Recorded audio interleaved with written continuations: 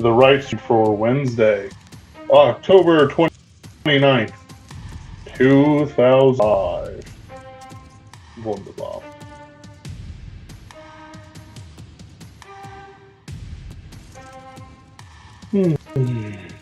When people come in, I'll talk about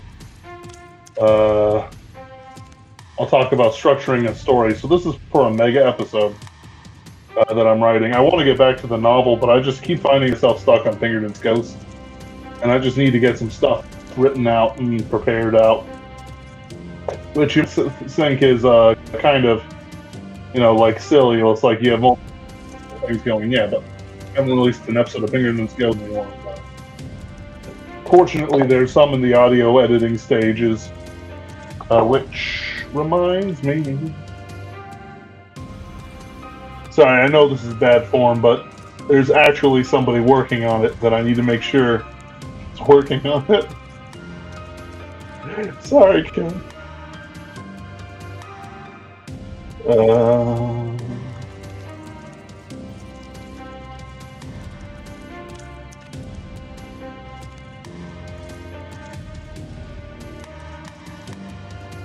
I was gonna flip off a friend.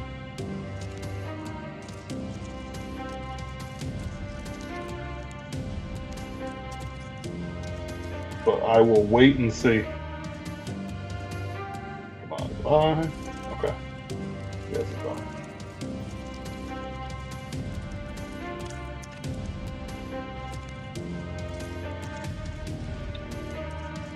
When you're a horror writer, you do need to be aware of Halloween. It's a pity it's such an awkward date this year. Still, I'll think about some things to talk about. Horror in video games, of course.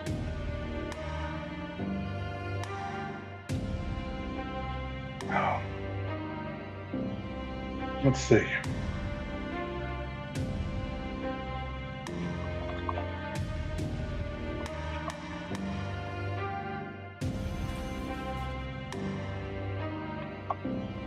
So the chapters don't really exist for any listener.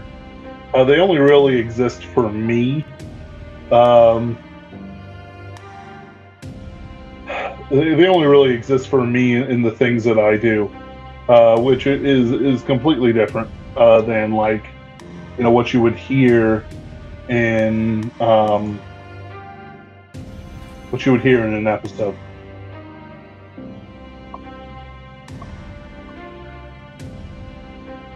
And of course, it's the Smash Mouth reference.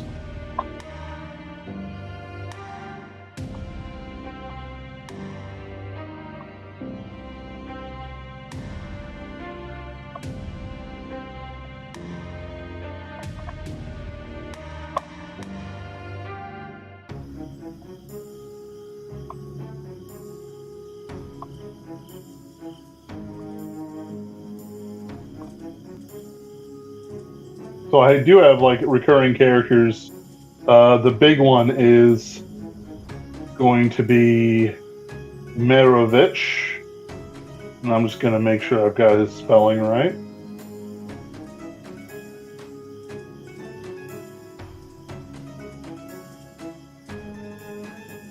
Yeah, it's just Merovich.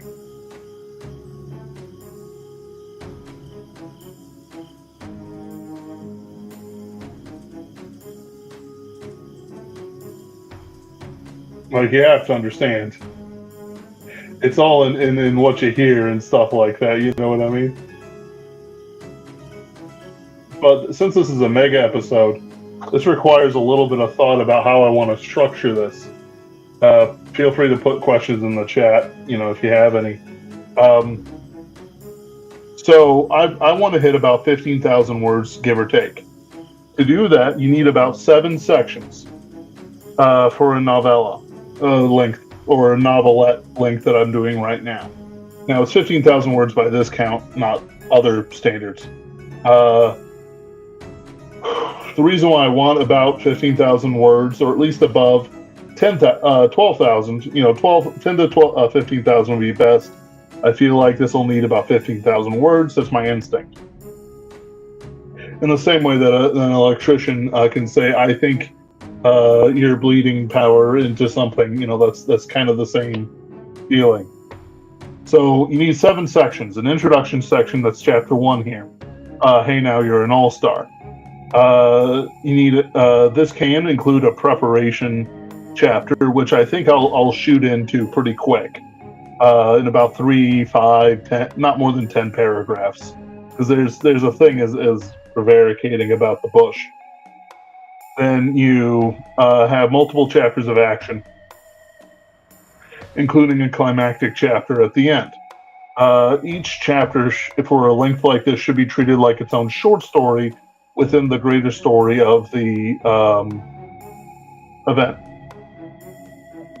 So the first chapter, the introduction chapter, I'm going to introduce the cast of characters.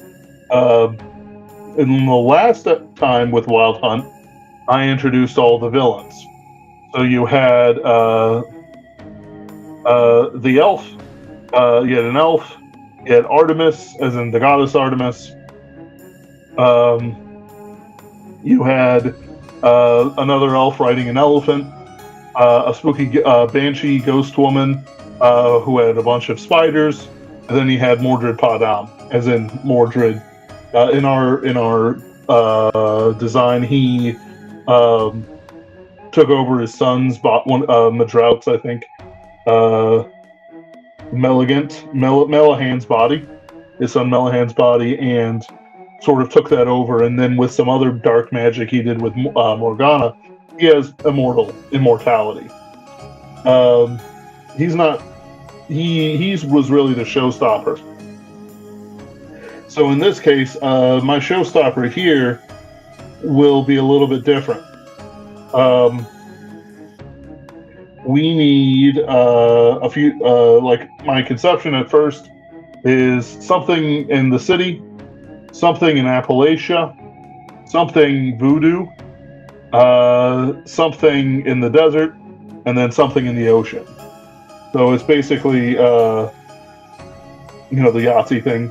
Ice World, Fire World, Bust. If you remember that, old heads know. So it's the same sort of idea. Going from city to nature to sick nature to desert to ocean is actually a pretty good flow. The reason why it might take this long is because I do want a bunch of character interactions between people, and I want proper interactions with them too. Like, it's not enough just to say, oh, hi, whatever. I want to introduce a couple people. The big one being, the big one being Jack's eventual wife, Victoria. She'll have her own dark backstory, blah, blah, blah. She'll have known his mother, even though she doesn't understand that it's his mother yet. And a few other things like that. So it's like, you want to have these good character moments. Well, how do I deepen the relationship when I've got a fairly fast-moving, at least if it's read, plot? Well, I need to make sure that she gets close to him relatively quick. So in other words, he's going to save her, because I write pulp. That's how it works. She's a perfectly fine fighter on her own, but it's the Wild Hunt, that whatever she thinks she is, it's just not gonna last. Jack won the last hunt, where other people have just survived the last hunt. Completely different thing.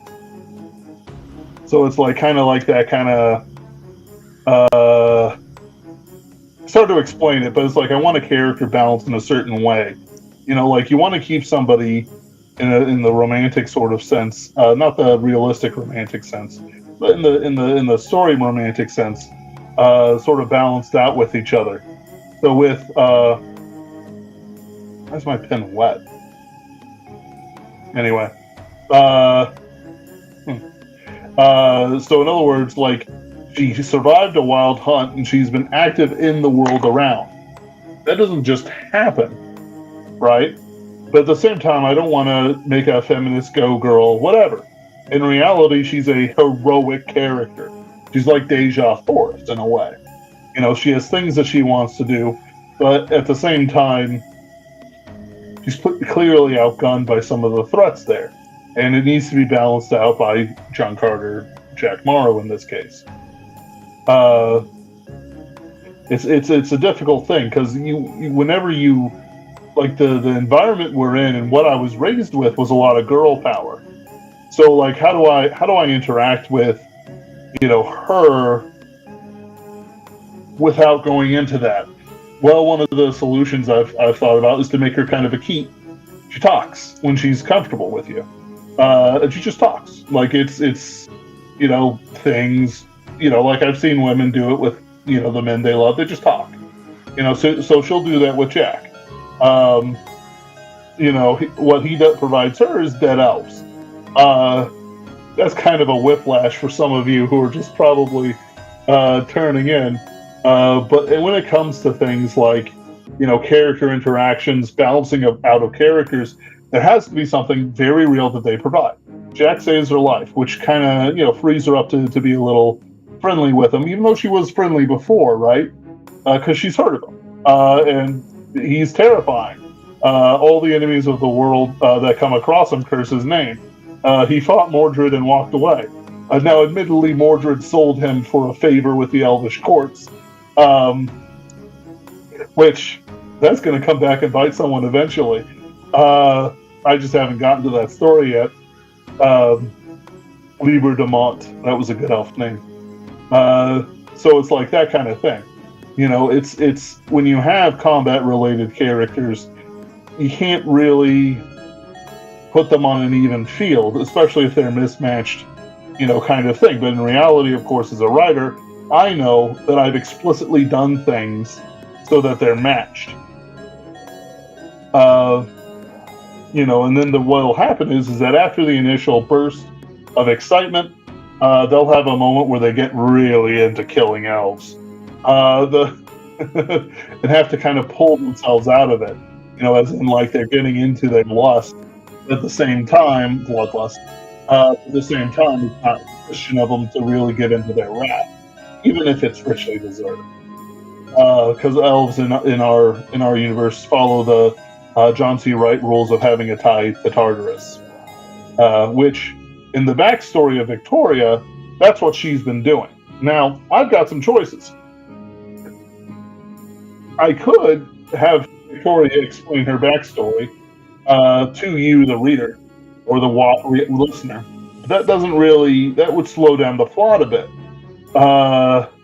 Instead, what I can do is have her do that, and then later on, I can write some episodes, give her a trilogy, and I have some money, hire a voice actress, and really kind of do it in her voice, which would be very kind of static staccato.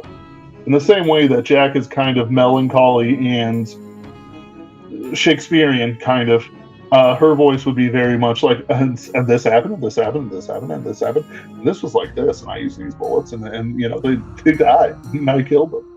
Except written in a way that's good for the narrative. But it's like staccato, like, imagine someone playing the same piece on a piano, except they're playing it faster. And maybe not as good. In the sense of its ornateness and richness of the piece. I can play around with that in different ways. It's kind of difficult, but one of my skills is to write from the perspective of different characters. If you have a perspective of a character who thinks very fast, is kind of twitchy, kind of thing, even though she's a sniper, how do you do it? Well, actually, you keep it really fast, and then she has a lot of details about the fight. In ways that maybe Jack doesn't, So you can play it around where it's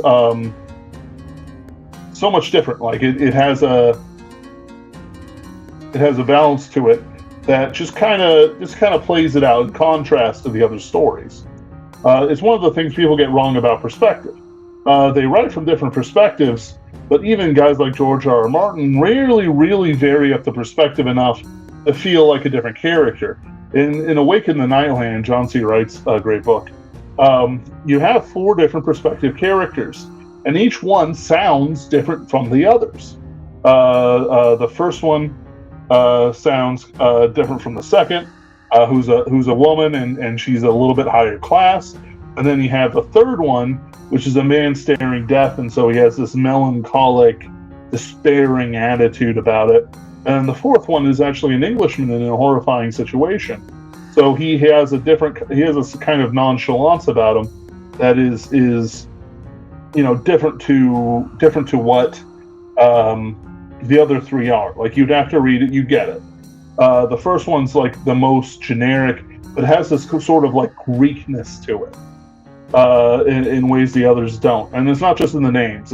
There's a certain gravity to them, in the same way that the third one is a little bit poetic, more English melancholy. How much of this is intentional? I don't know. I hope it's all intentional, but that's what you have to read and work with. So that's kind of what I'm doing. But with the story that I'm writing right now or today, or will be in a little bit, it's all from Jack's perspective. So it's Jack's perspective of someone else who's going to be close to him. And so a lot of it will be them just fighting together. And then what's going to happen is at the end, I'm not going to have them like kiss or anything like that. One, that's out of character for Jack. He has no idea how to show affection. And he didn't even show affection to his mother, really, and she didn't really show affection to him either. So there's a huge gap in his ability to relate to people. Men are starting to interact with him more, like in the background of things and in the different episodes. But women is still a little bit difficult for him, and she's just come out of the wild. Right, so she's lived over her life where she was, for about 5 years or so, really fighting the good fight. Killing elves, interfering with their tithe, the Tartarus, and all these other things, and it took a toll on her. She was fighting a lot of men, kind of thing, and she did have some women companions, especially Jack Morrow's mother. Her mother had a huge aversion to, because of some bad experiences, these romantic interactions. So she basically refused to talk about her son. Probably the one person who could love him. It's one of those things where it's like you always want to be thinking about like dramatic ironies. Mother Morrow was unable to really love anyone after she went through her ordeal, saving Jack from the altar and stuff like that. And so she can't really do something which a mother could do for her son, which is, suss out a good bride or something like that. And of course his father is evil. Any woman he'd suggest is probably a witch, and has had more than a few Black Sabbaths under her belt, if you get me. So yeah, it's kind of like that, right? Like, the form of this story will be different than the usual ones. I want to hit 12 to 15,000 words. I've got a structure, even though I don't really have a plot that I'm following. So it's like a semi-pants. But this is actually kind of normal.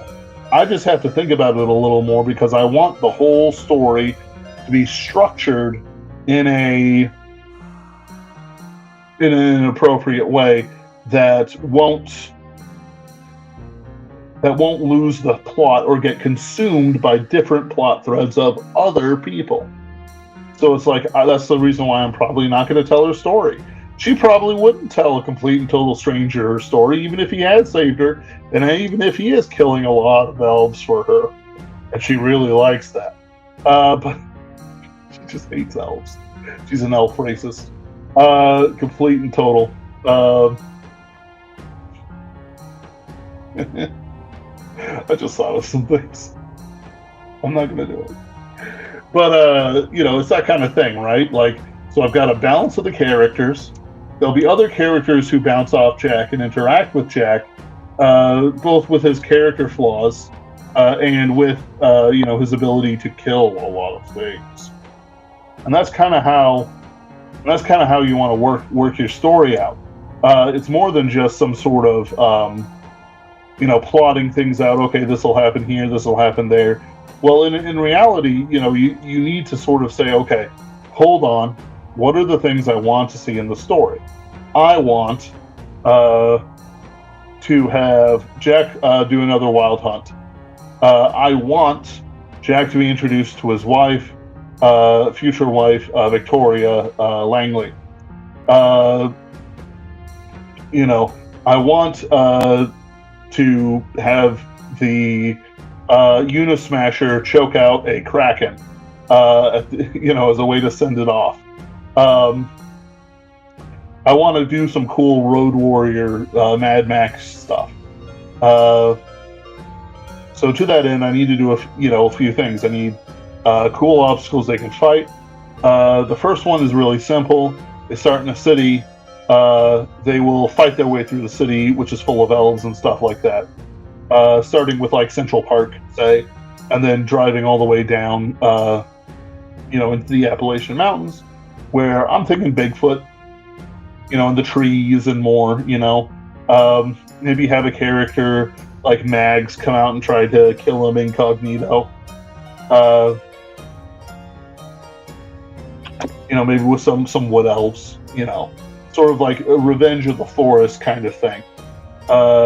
Then I want voodoo, and I'm thinking of some sort of sandworm. Like a worm of the dead, something like that.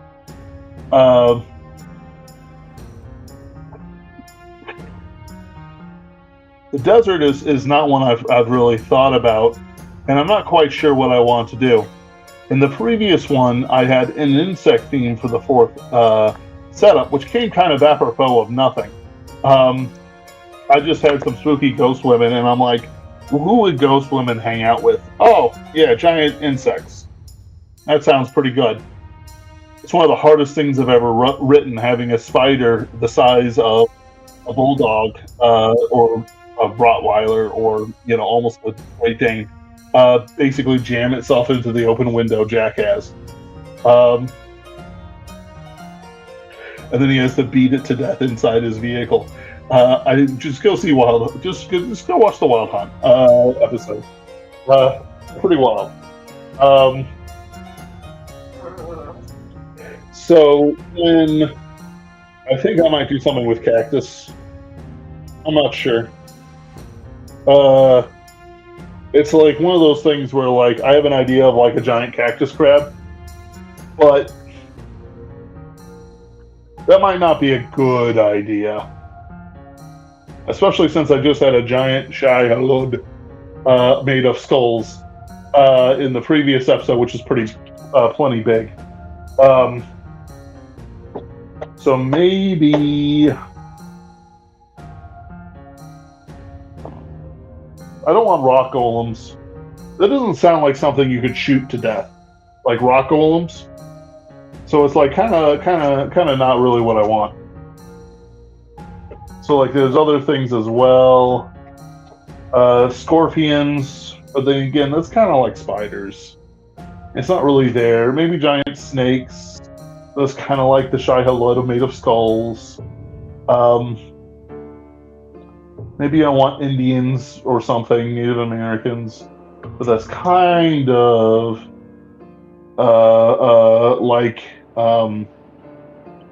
that's kind of like Bigfoot, right? Should I have just Mormons? I could have Mormons.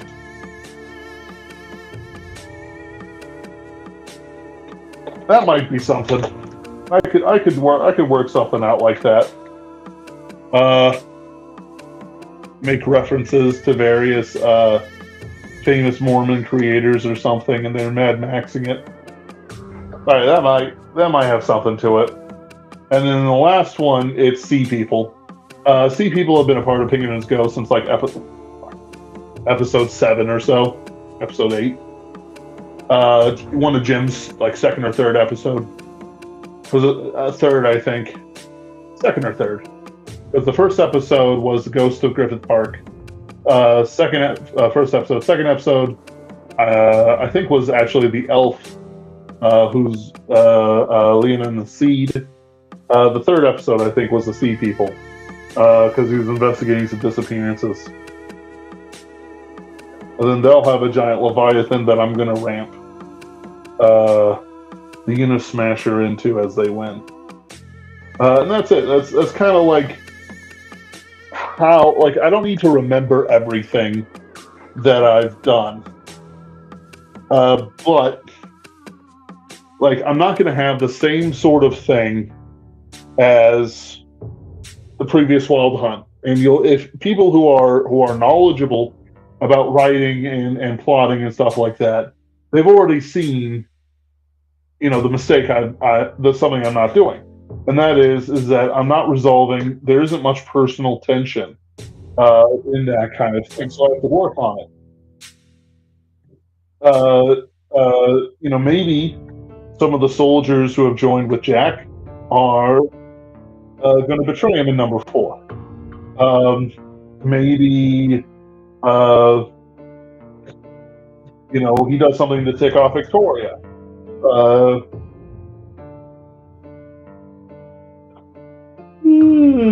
Excuse me. I could have personal tension between Victoria and the soldiers because Victoria is technically a deserter. She's part of a Marine group who were ambushed by the Wild Hunt and had to run for it, and they left her behind because she was kind of a Nepo baby. Like, her plot line is basically her mother used her for political clout as the first woman who passed sniper school. And it turns out that the instructors and the soldiers were well paid to just let her do it. She's a genuinely good shot. Like, that's the balancing out. She couldn't really do the physical stuff as well as she needed to, but she could still hit a darn good target. So it's like that's kind of like her special skill, and that to me is acceptable. Like, even though shooting is physical, it's not something. It's something that you could feasibly, like, having her as a knife fighter and not like freakishly strong or something like that, or freakishly fast, is not that. I want her kind of normal. She's well armed, but she's normal. So it's like that kind of thing, like having tension between her and the soldiers, one of the groups, because some groups who are going to join up know about Jack Morrow. Like, it's one of those things where he has a reputation. All the elves know about him. He was a hero of the last Wild Hunt. He won it after all. The thing is that, like, showpiece-wise, Mordred was an amazing showpiece. Because what I did was that I had Mordred, right, as the first bit. So Mordred just pops the Unit Smasher in its tracks. It's thrown around. It smashes into things. Jack crawls out. They fight. Mordred bodies him and is about to kill him. Then Lieber de Mont trades that favor for Jack Morrow, has him healed up so it's an even fight, and they fight. Well, the thing is that Jack Morrow is on the threshold of the finish line. So instead of trying to kill an elf in his prime and powered by magics, he just grabs the guy and tackles him over the line after a good fight. It's one of those things where it's like, if he hadn't been so close, he would have died. Then with that, I'll need to think about the ending a bit. The idea of the Unit Smasher choking a Kraken to death is fun. It is appropriately bombastic. It's appropriately big and exciting in ways that are that'll satisfy. But it just needs a little more. And so it's like one of those things where, if I front load the drama in chapter 4, in Villain 4, like the Mormons, what they'll be is they'll be an equal force rather than some sort of magical force. Yeah, that sounds good.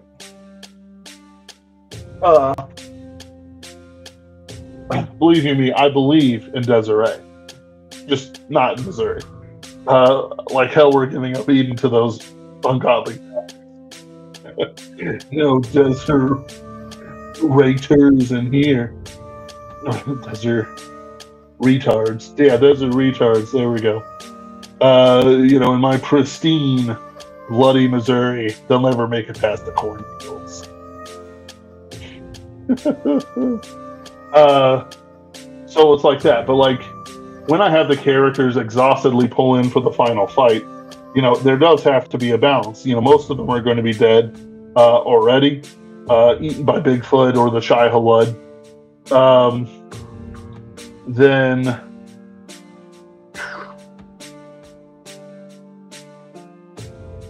so it's like that. There's a little bit of difficulty there, and there's not much I can really do about that difficulty until I get to it, and I sort of figure it out, and that's kind of like the big thing here. Even though I'm a pantser, I just described the basic ideas of how I'm going to write my story. I didn't plot it out. I didn't need to write it out, partially because I will remember, and I've been thinking about this for a while. But also because sometimes details manifest themselves as the story progresses. So in this one, it's pretty easy to say, okay, they have to fight their way first out of the megalopolis of like New York, Boston, Washington, D.C., Baltimore, that kind of area. And it's like elves and sneaky elves and stuff like that. Well, not elves, I'm not sure. Maybe elves, Valkyries, VIP types. That wouldn't be too bad. Then having, the Appalachian Mountains with like Native Americans and Indians and Bigfoots and stuff like that. Maybe a Wendigo. I don't know about Wendigo. I don't like it. Maybe not a Wendigo. That may be too much. As weird as it is to say. Then having the Wendigo, too much. But even though it would be satisfying to see him getting crunched onto the big rig's tires. No, having... Yeah, that should be fine. And so the idea is that they have to fight their way through traps and stuff like that. The Shai Halud of Made of Skulls, I could kill with the big rig. Just have it smash through. Which would be very funny. The fourth one will be an even fight between like the Mormon Raiders and the Big Rig and other characters in the Smasher. Then, exhausted, they charge into the last fight, which will be against the Sea People who come forth riding on crabs and krakens and stuff like that. Except it's at the water's edge, which is where the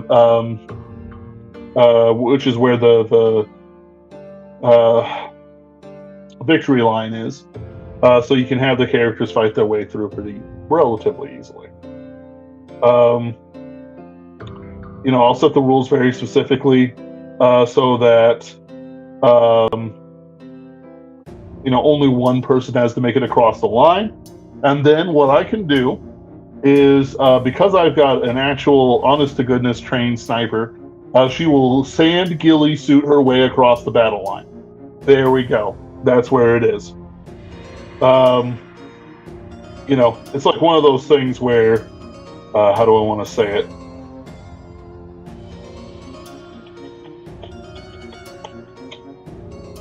Like, again, I don't want to turn this into like some sort of feminist do. But at the same time, I need a character who will match Jack Morrow. Jack Morrow is, even though he's a very solemn person, a very puritanical person in personality, but he's also vicious, especially in a fight. He has many enemies, and he kills his enemies when he finds them. Someone like that can't really handle even, like a 1950s housewife, right? The trad woman doesn't work. Genre, characterization, just whatever you have.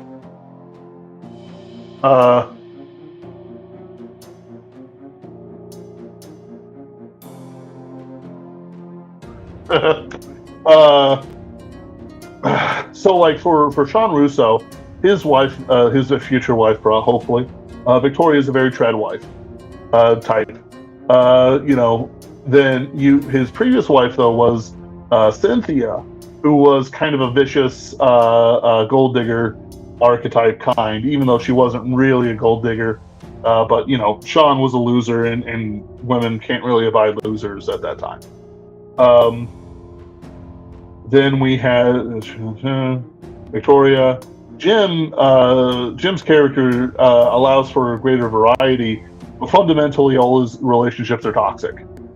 So Jack, who doesn't have any relations, kind of needs more of a wild woman tomboy, who's fiercely independent herself.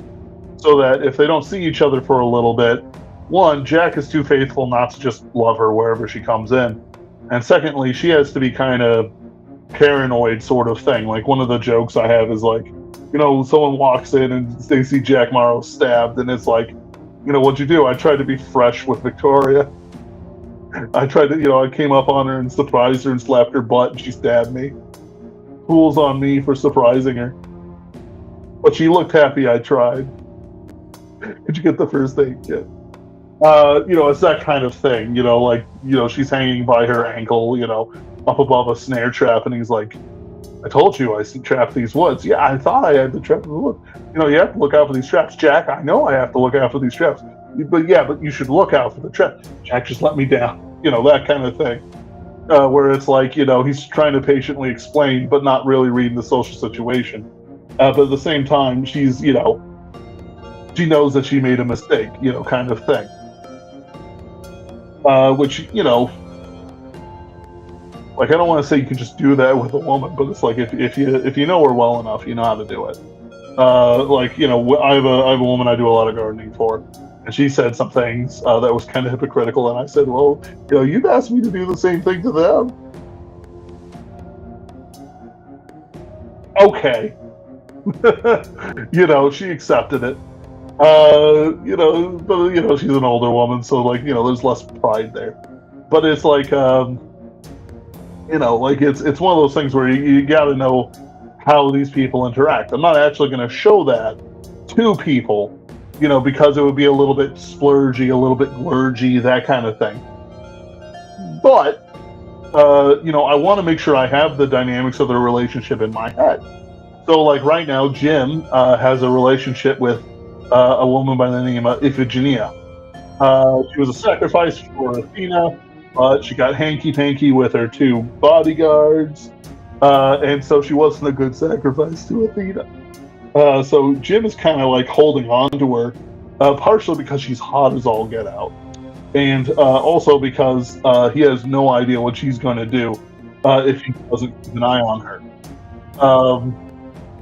You know, it's half a joke, but you know, it's a real dynamic where she can't really function in the real world because she's a spoiled brat, and at the same time, you know, he's a little bit too gamma to try and just give her up.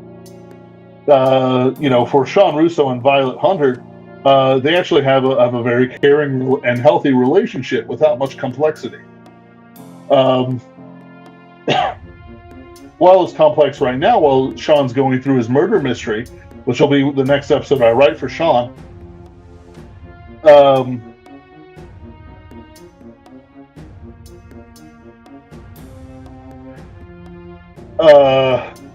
Sorry. But with it, when it comes to you know, these characters arcs, you want to know how they interact. You know, like in the case of like Iphigenia, you know, she might just like hang out naked or something. You know, it's like you can't do that if you. Why not? You know, the law allows me to be. Yeah. But, you know, we're not married. Oh, I don't care about that. I care about that. You know, I'm Christian. You know, blah blah blah blah. Oh, you know, kind of thing. I'm sorry. And then she just doesn't put on any clothes, and he has to like, kind of like, cajole her into it or something. I don't know. Where he has his magical head. You know, telling, hey, Jimbo, leave it alone.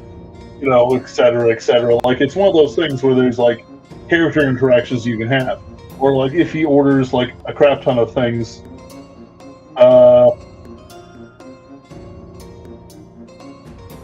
I'll get to that in a second, Barwin. It's rule of drama. And I will have the elf servant wearing a hauberk. Don't you worry. Partially because he's afraid Jack is a little too quick on the draw. But she might be like, "Yeah, I ordered all this stuff on Amazon. It's free, right?" No. But you're rich. You work for the Elf King. Yeah, but it's not a job thing. Has to go return a bunch of junk she's ordered. It's one of those things where you can play around with the idea. Whereas Violet is going to be more, calm, normal. They go on dates. They're romantic with each other. It's kind of like that. Like you have to balance out the characters with each other. With Jack being, not that he's like autistic, but he's a little autistic. He's kind of an omega male if he isn't working on himself. He's going to be kind of avoidant. But at the same time, when she's lonely, she's going to come at him. It's a balance of like having to find each other, whereas at the same time being prickly. So they have to like lower their shields of defense. The benefit of Jack is that he's an honest man. So there's like a shield that you can have, where you can have people who are prickly, can't really interact with each other, but they know they kind of understand that they're the best ones for each other. So it's like she hangs out in his neighborhood and squats on his land, while at the same time he just kind of starts barbecuing when she knows she's nearby and she just shows up. So it's like that kind of thing where once you know what your character's dynamics are, like outside the story, you can start like balancing out how they interact with each other more and more. So like in the case of Jack and Victoria, it's very much a kind of tentative animal sniffing at each other and getting close, but not at the same time not really getting too close, if you get me. Like it's hard to balance it out, because you have to you have to have the imagination to have things go on when you're not showing when you don't have the camera, but also you have to have the forbearance to do no more than have the characters reference each other. So one of the things I personally hate in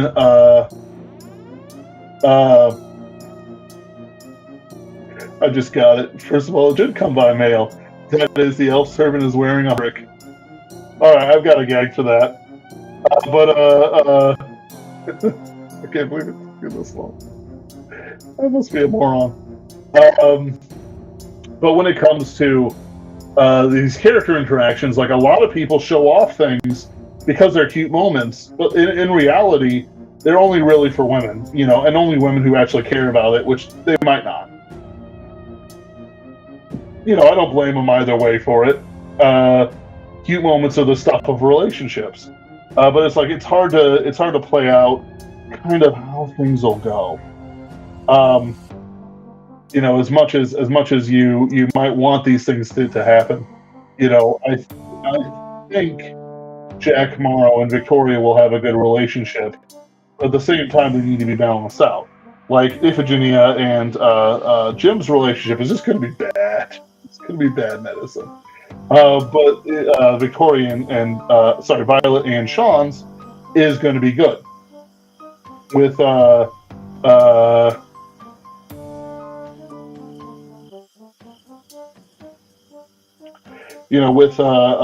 and Sean's, it's just good.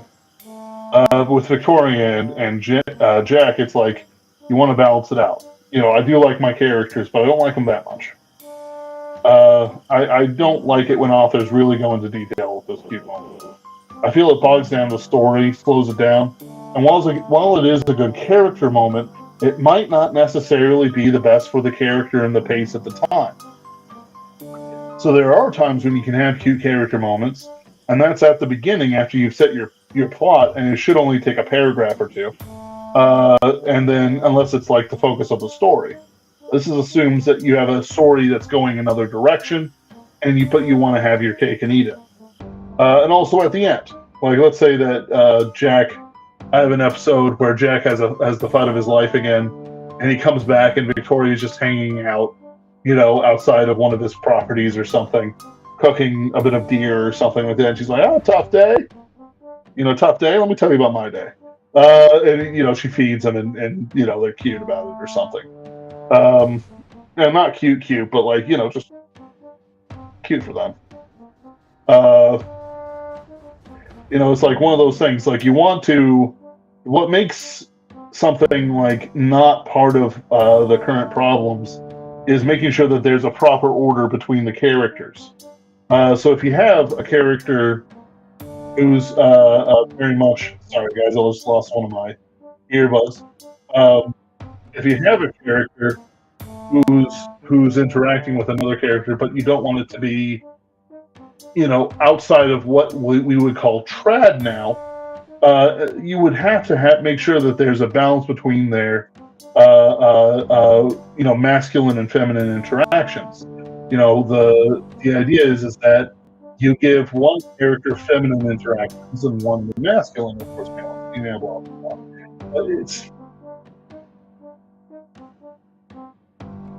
But in the case of these characters, it should be they're both violent characters, but it's not necessarily healthy violence. And that's the important thing. It's really not healthy for Victoria to be out fighting like she used to. She lost her ability to find the tide to Tartarus in an episode we didn't see that I'll probably write for backers. And she's kind of wandering around lost. Having a character like Jack, who provides a kind of stability that she craves, is something that will bring them together. She likes a lot of dead elves. What's her political policy? I will nuke Elfland. What about taxes? I will use taxes to pay for a nuke to hit Elfland. Oh.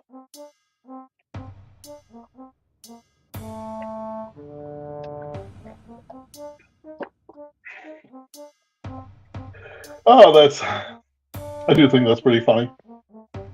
It's like, what is your policy? War forever. What do you mean? We are going to invade Mexico and Canada and genocide their populations. Sir, that's neither Republican nor Democrat. It's not intended to be. It's just nuclear war. And he says Namaste as he fires off his arrows of Endra from the hidden Mongolian batteries to wipe this world clean. All right. It's a Bronze Age mindset reference.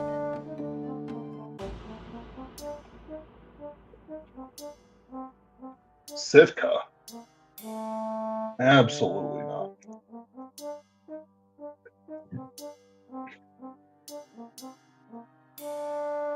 I'm a Georgia man.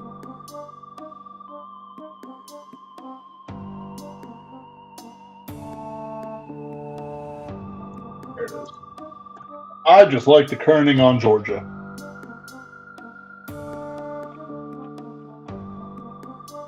You will not be credited, Bar One Studios. This is our little secret together.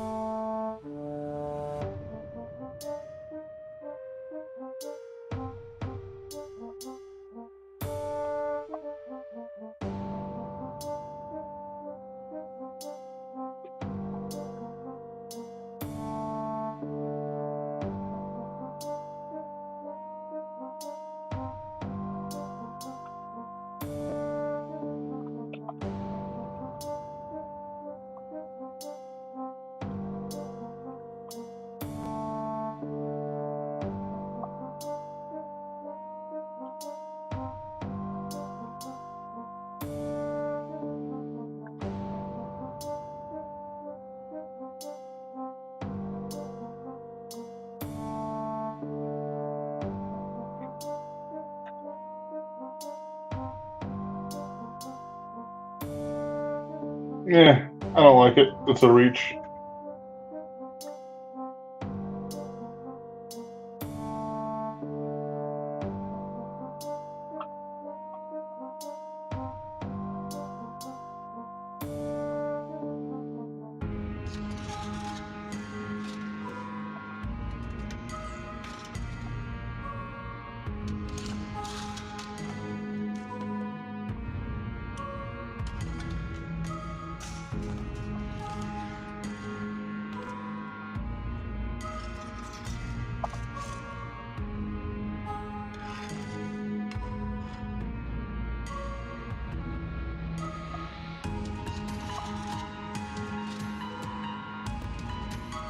Yep.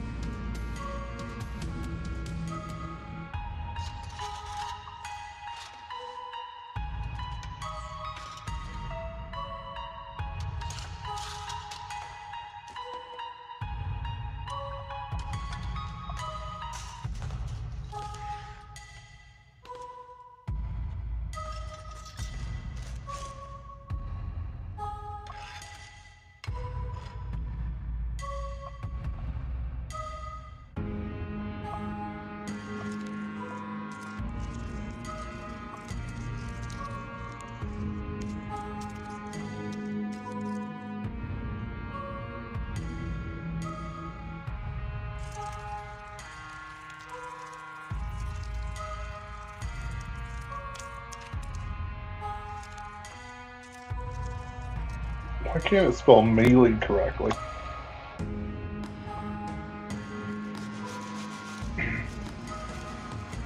It was right the first time.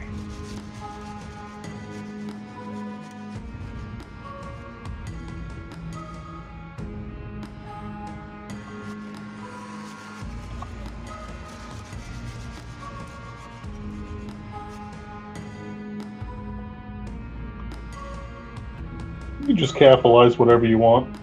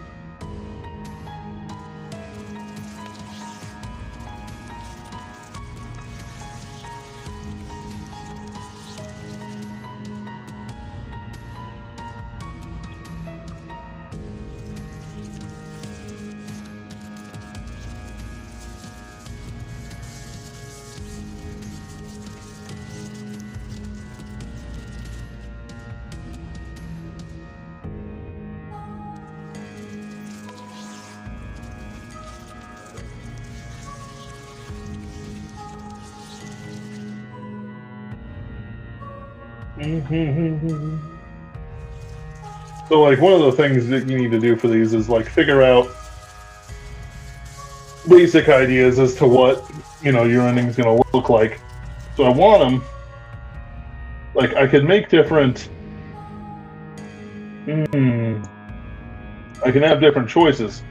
One of the things I like is the idea of choking out the Kraken by ramming off the Golden Gate Bridge.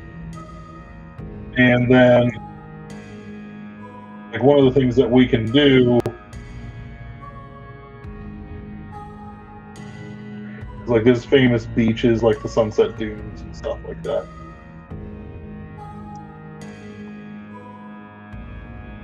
There's also things like the,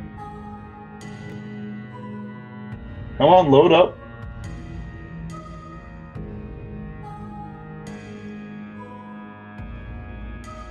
There's also things like the Point Bonita Lighthouse, which I kind of like a lot. Like, there's South Rodeo Beach.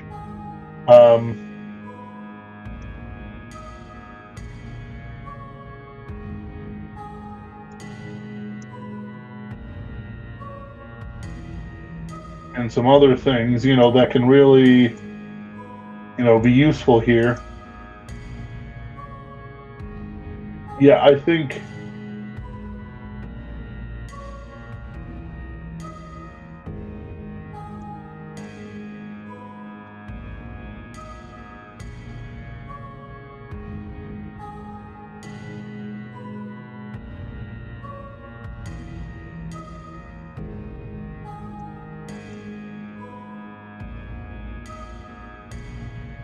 Yeah, so, like, to do it, so it's like coming down, if you guys want to take a look at the map, what I'm describing is New York City. Then the characters will drive down highway like 81, 84, that sort of thing. 59, etc. Like, it has different names. All the way down to Highway 12, Highway 10, excuse me, push through New Orleans. And there's some really great abandoned areas that you can use as really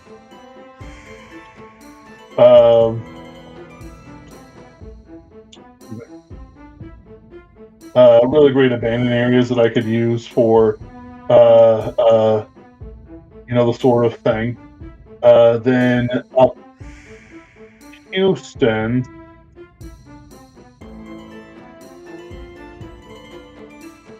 El Paso, but I don't really want anything to happen in the desert. And then, like, there's a whole bunch of abandoned area. It could be cartels. Less interesting, but, like, Mormons are competent fighters. So I don't know if I like that. But the point is that they can go up Highway 10.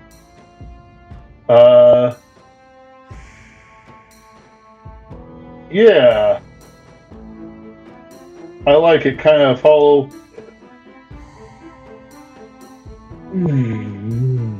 Excuse me, Highway 10 up to Highway 5.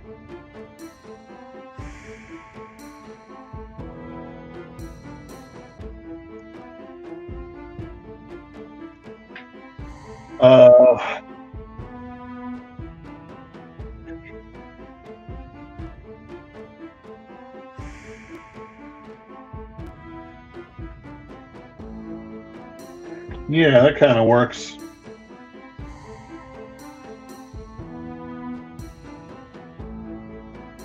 Chimney Rock, that might be a good idea.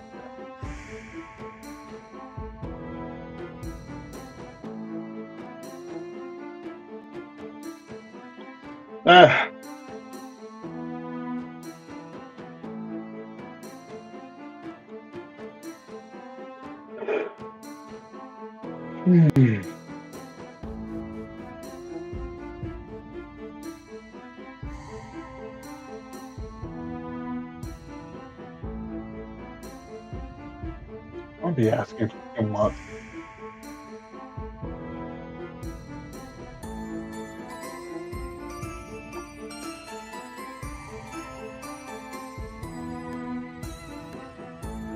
Because there's also the Richmond Bridge, which is just not as kick-ass.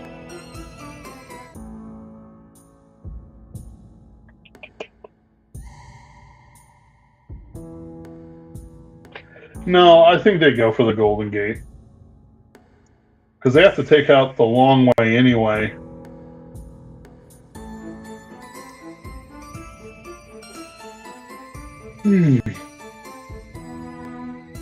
So it's like up 280. Across, you have the fight at the Golden Gate Bridge. Then let's say that the villains in this fight split up. In a Mother 11 military base. Oh, these are marinas. So it's like they could have forces at like Richmond and Alcatraz and so on. So it's like, however they intended to approach, they had all the approaches covered. And then of course, they had the Kraken at the Golden Gate, which will lead to a bigger fight throughout, while Victoria goes on her mission to get to the Point Bonita lighthouse, which, since Jack and the war rig and so on, are kind of stuck in the tar pit. Yeah, I like it. All right. As weird as it is to just go over all this stuff, I said I'd talk about planning things. And that's part of it, kind of figuring out what you're doing. I'm using real locations with like real things going on. And I think people underestimate, like how much real, and overestimate too, like how much realism do they actually need. In reality, you don't need nearly all the realism that you think.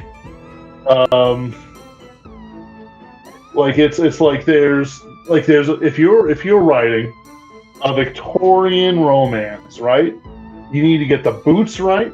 You need to get how they would wear their clothes right. You need to do it right, because that's what people are looking for. The lonely housewives who read Victorian romances with Fabi on the cover, just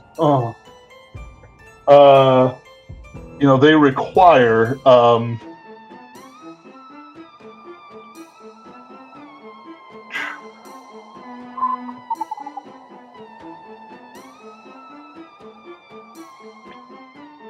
they require like a lot of verisimilitude. You have to get it right, or at the very least, you have to not get it wrong, which is two different things. In the case of getting something right, my pens.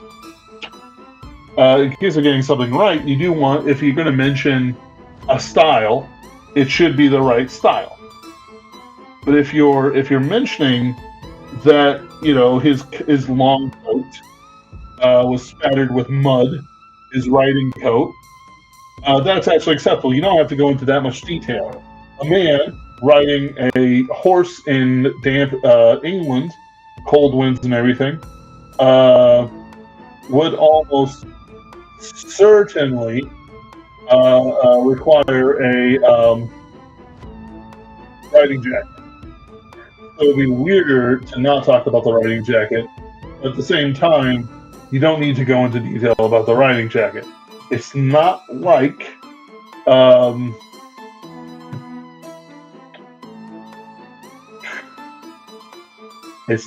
people go into deep detail about, like people of the time knew what a riding jacket was. There we go. That's what I want to do.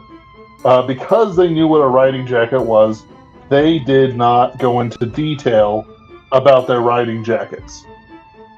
They might have said it's a cavalry jacket rather than, a normal gentleman's riding jacket, if they want to show that. Like, there's like a level of realism beyond the realism. Did Jane Austen talk about every little detail about the dresses? No. Did she talk about every little detail about, hairstyles and stuff like that. No, she just kind of talked about it, put it out in the background.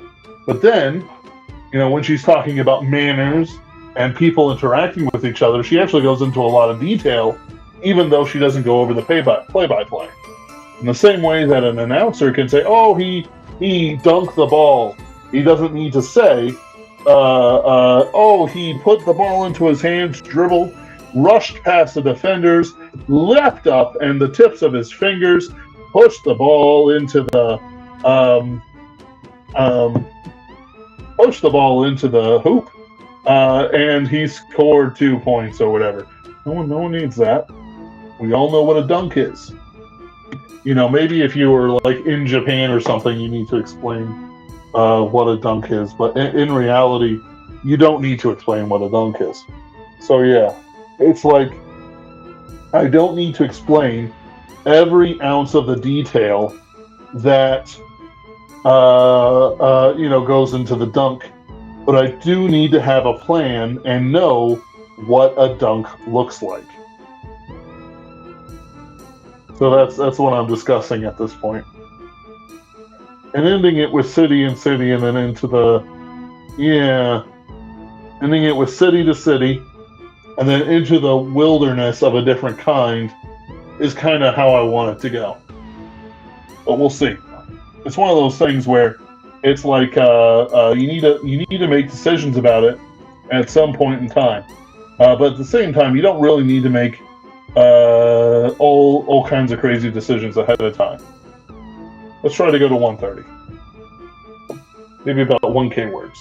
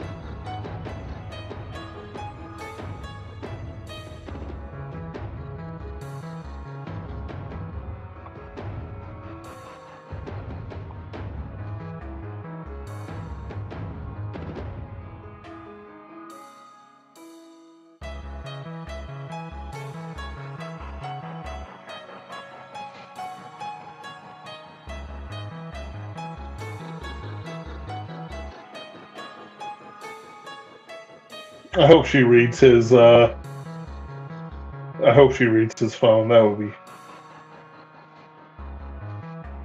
I mean, I was a dick just now, but.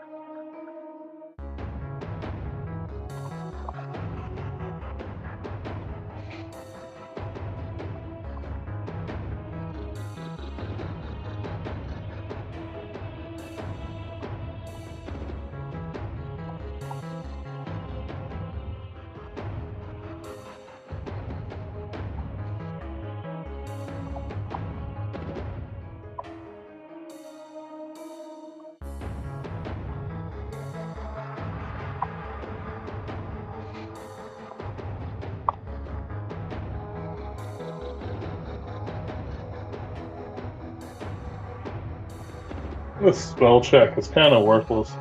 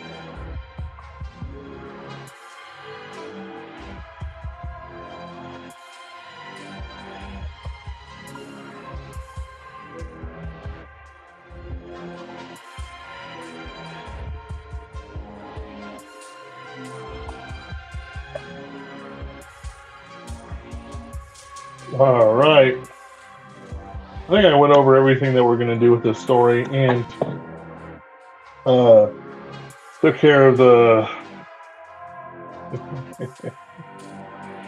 and took care of the stuff I needed to take care of. And I wanted to talk about it just to show people my working process and how I think about the stories and stuff like that. Um, I write and I do write them, fairly, fairly, pantser, as they say.